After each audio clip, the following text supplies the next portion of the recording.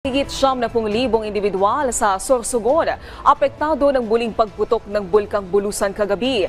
Agad namang nagpadala ng tulong ang lokal na pamahalaan sa mga apektadong pamilya. Si Paul Hapin ng Radyo Pilipinas sa Balitang Pambansa. Paul?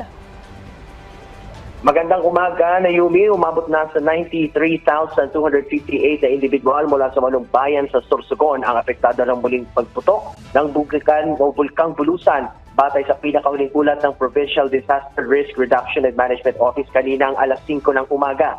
Nasa 59 na pamilya ang kasalukuyang naduduluyan sa evacuation centers kung saan 25 sa mga ito ay nasa Irosin Evacuation Center at 34 naman sa Galianosa High School sa parehong bayan.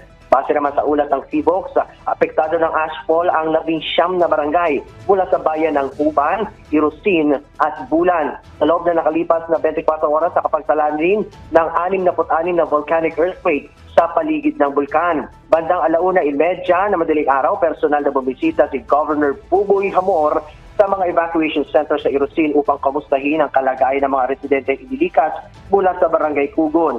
Tiniyak ng gobernador na may sapat na tulong ang pamahalang palalawigan para sa mga evacuees, katuwang ang LGU Irosin. Nagpunta rin si Governor Amor sa mga tauhan ng BFP, SPDRMO at PNP na nagsagawa ng flushing operations kagabi sa Maharlika Highway upang alisin ang makapal na abong bumalot sa kalsada.